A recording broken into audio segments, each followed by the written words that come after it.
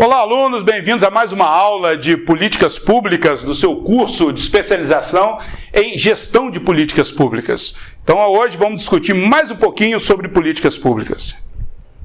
Bom, e aí agora vamos começar a diferenciar algumas ações. Então, Ham e Hill, em 1993, classificaram os estudos de análise de política em duas grandes categorias. Primeiro, produzir conhecimento sobre o processo de elaboração política, formulação, implementação e avaliação em si, revelando assim uma orientação predominantemente descritiva. E aí eu coloquei essa foto aqui, que são pessoas trabalhando no computador.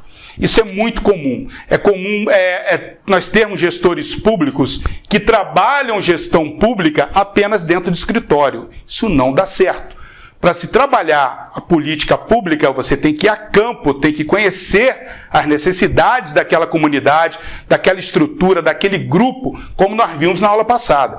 Eles não podem ser desconsiderados dentro desse processo, ok? Então, produzir conhecimentos. Essa turma que trabalha no computador é importante, importantíssimo no levantamento de dados, na parte estatística, extremamente importante, mas nunca defina uma política pública sem antes conversar com os membros que serão os atores que receberão aquele benefício, porque aquilo ali pode acontecer de desagradar os indivíduos. Ou seja, você está com uma prática extremamente favorável àquela comunidade, mas a comunidade não aceitar bem. Então é muito importante, né, que esse levantamento ele seja feito, é importante, mas a discussão também é importante com a sociedade. Então nós temos aqui, o segundo ponto, a análise destinada a auxiliar os formuladores de política, agregando conhecimento ao processo de elaboração de políticas, envolvendo diretamente na tomada de decisões, assumindo um caráter prescritivo ou propositivo. Eu diria até propositivo. Então vamos analisar essa frase. Análise destinada a auxiliar os formuladores de política, tá? São os nossos gestores municipais, agregando conhecimento ao processo de elaboração de políticas. Agregando de quem? Agregando da comunidade. Ou seja, muitas vezes a sociedade tem engenheiro, tem médico, tem enfermeiro, tem engenheiro agrônomo, e o prefeito, os gestores, promovem ou realizam políticas públicas, né, passam ela para o papel, sem o contato com aquelas pessoas, com os técnicos especializados. Às vezes ele está ali na cidade, ele mora na cidade, ele faz parte daquela sociedade e, no entanto, ele não a sua informação, o seu conhecimento é totalmente descartado. É como se alguns gestores públicos, como eles falam, né? Não, eu resolvo tudo. E ele não resolve, ele não tem conhecimento de tudo. É extremamente importante esse conhecimento, ou seja, auxiliar, ter auxílio externo para a formulação dessas políticas públicas. E aí, toda essa discussão que é feita pelos profissionais, lembrando que esses profissionais muitas vezes têm contato com a sociedade, conhecem as necessidades da sociedade, isso é muito importante. E aí, envolvendo-se diretamente na tomada de decisões, esse grupo, assumindo um caráter prescritivo, ou seja, eles vão botar no papel para os gestores políticos, olha, essas são as nossas sugestões, né, com relação às ações públicas, com relação às propostas de governo aí, as ações públicas. E também propositivo, ou seja, esse grupo já pode definir as ações, não só sugeri-las de uma forma genérica, mas também já definindo as ações, ser propositivo nas ações. Temos que fazer isso, temos que canalizar o rio, temos que botar esgoto assim, assim, assado. Tá? Ou seja, definir de uma forma mais concreta. Muitos gestores deviam ficar felizes com isso, porque nós temos muitos profissionais, né, nessas nossos milhares de cidades pelo Brasil, que estão dispostos a trabalhar, a participar do processo e muitas vezes sem ganhar um tostão, mas muitas vezes por conta de questões políticas, aí entramos numa outra política, né? Eles são descartados. né? Porque não fazem parte do partido ou porque fazem parte de outro, né? Então isso é uma situação extremamente complexa e quem perde com isso é a sociedade, né? Infelizmente, a sociedade ela perde muito pelos nossos gestores, por muitos dos nossos gestores, não ouvir esses profissionais que são gabaritados para poder discutir esse processo de política pública, né? Seus processos específicos. Bom, então dentro da metodologia de elaboração dessas políticas públicas, nós temos o chamado método racional compreensivo. Se relaciona com a macropolítica e suas grandes análises no cenário político-institucional. Pô, professor, mas o que é isso? Então, método racional compreensivo. Se relaciona com essa macropolítica, ou seja, eu quero uma política, uma macropolítica, uma política para toda a cidade. Eu não vou pensar de forma individualizada, vou pensar de forma como coletivo, como um todo. Então eu botei um exemplo aqui bastante interessante, que eu vou dar um outro exemplo de um problema disso. Então nós temos aqui a construção de ETs, estação de tratamento de esgoto.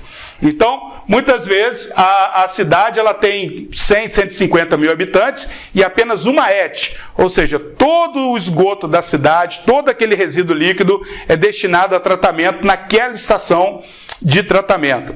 Então, uma política macro que visa resolver o problema de toda a cidade numa única, digamos, tacada, né? Que é a construção de uma ET, uma estação de tratamento de esgoto. Mas temos também o método incrementalista. É aquele método que começa aos poucos, o famoso comendo pelas bordas, né? As ações são lentas, elas são graduais, mas são extremamente pontuais. Então está aqui, ligado à micropolítica. Então saímos do ambiente macro do município, entramos no ambiente micro, do bairro, ou da rua, ou da quadra, tá? Daquela região. Ligado à micropolítica e busca de soluções para problemas mais imediatos e prementes. Então eu botei aqui, será que toda a cidade pode ser atendida com uma única estação de tratamento de esgoto? Nossa, vai ter que fazer emissário, vai ter que fazer tubulação de transporte, vai ter que ter bomba de recalque. E lembrando que dentro de esgoto vai tudo.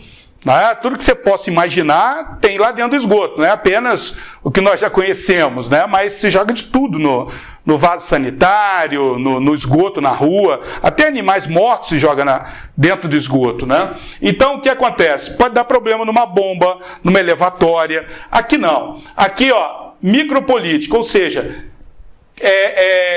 caixas de tratamento, né, de esgoto ou fossas sépticas bem pontuais, ou seja, para atender a cada 10, 15, 20 casas, um tratamento específico, altamente eficiente e que você vai resolvendo ali aos poucos. Ou seja, eu não preciso centralizar o tratamento todo do esgoto, eu posso trabalhar de uma forma descentralizada. Mas lembrando, nós estamos falando aqui de um modo genérico. Muitas cidades, é claro que uma única estação ele resolve o problema.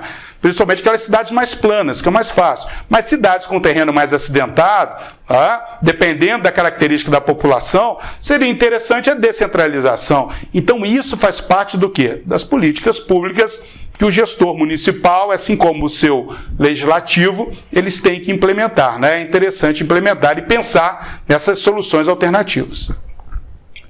Bom, então o Lindblom, ele era muito crítico daquele modelo generalista. No modelo geral, modelo amplo, para atender todo mundo de uma vez. Ele fala o seguinte: as decisões geralmente são tomadas sem se considerar as preferências do conjunto dos atores. Ou seja, será que eu vou conseguir uma uniformidade da opinião pública se eu estou construindo uma estação de tratamento de esgoto? Parece a coisa mais fantástica. Ora, eu estou construindo uma estação de tratamento de esgoto, vou atender a necessidade ambiental da nossa cidade. Mas será que é isso que toda a população quer? Muito difícil você conseguir essa uniformização, essa homogeneização de opiniões das pessoas, né, da comunidade em geral. Bom, aí ele questiona dentro dos seguintes tópicos: requer o processamento de uma enorme quantidade de informações. correto. Imagina uma cidade de 100, 150 mil habitantes, eu fazer todo o recolhimento de esgoto, instalar bomba, passar por dentro de áreas públicas, áreas privadas, desviar de rio, de riacho. É muito complicado. Evitar problema de erosão de solo é muito complexo, né? Então, uma enorme quantidade de informações e muito tempo para que seja realizada a análise das consequências. Ou seja, demora uma eternidade e acaba, no final das contas, ninguém tendo aquele benefício, né? Porque aí a obra está cara, superfaturada, é isso, é aquilo, ainda mais quando envolve muito dinheiro. Construir uma estação de esgoto, né, de tratamento de esgoto, não é fácil, envolve um recurso muito grande. E sem contar o direcionamento do esgoto para esse local. Você tem que fazer toda a construção dos dutos de coleta, de centralização, de captação e etc. Eu peguei esse exemplo aqui, que é um exemplo de Governador Valadares. Então, ET, Estação de Tratamento de Esgoto do Santos Dumont, em Governador Valadares. Então, aqui é uma visão lá da ET, do bairro Santos Dumont. Essa ET, o projeto dela é de 1996, mais de 20 anos. O Santos Dumont, ele era um bairro rural, era uma zona rural, ali eram propriedades rurais, quando foi idealizado. E aí, recentemente, há cerca de 5, 6 anos, iniciou-se a implementação dessa estação de tratamento. Então, aqui eu vejo os reatores WASB, que são reatores anaeróbicos. Isso gera um mau cheiro, quando mal manejado, muito complicado. Mas esse não é o principal problema. O principal problema é que foi projetado numa zona rural e hoje o bairro é uma zona urbana. Existem mais de 10 ou 12 mil moradores naquela região. Bairro Santos Dumont, bairro Capim, bairro Universitário. E com certeza, se tiver problema durante o processo de tratamento, vai exalar um mau cheiro que você consegue perceber esse mau cheiro a quilômetro de distância. Então, mesmo respeitando a legislação, a distância das residências, que ele está respeitando, mas mesmo assim, qualquer problema no sistema vai gerar mau cheiro, vai gerar incômodo. E aí o que aconteceu no bairro na época? Uma grande manifestação da população daqueles bairros vizinhos à estação, eles não queriam a estação de tratamento lá. Né? Ou seja, parece um contrassenso. A população não quer o tratamento de esgoto. Não, eles querem, mas não ali. Porque ali o risco de gerar mau cheiro para eles é muito grande. Né? Então, que se levasse essa estação para outro local, coisa que não foi feita. Ou seja, um projeto que foi idealizado enquanto a região ainda era uma zona rural, foi implementado quando o bairro se tornou uma zona urbana. Então, isso é um problema de logística, é um problema de política pública. Né? Para ser, deveria ter sido adequado e não foi.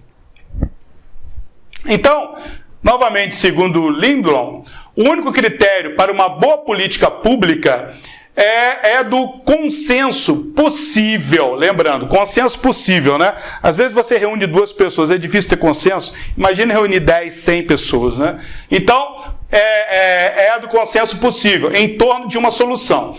Isso é mais facilmente obtido quando se abordam questões pontuais.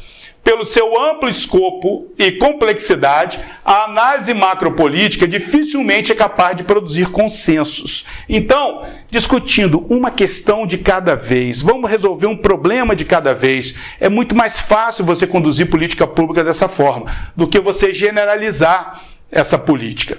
Ok? Então, toda gestão ela tem que ser muito bem planejada, muito bem estudada, antes de sua implementação. Tem que conhecer as pessoas, conhecer a comunidade, e para isso, como nós vimos na aula anterior, os profissionais que vão fazer o levantamento, passar relatórios, passar vários formulários, para saber qual a real necessidade daquela população.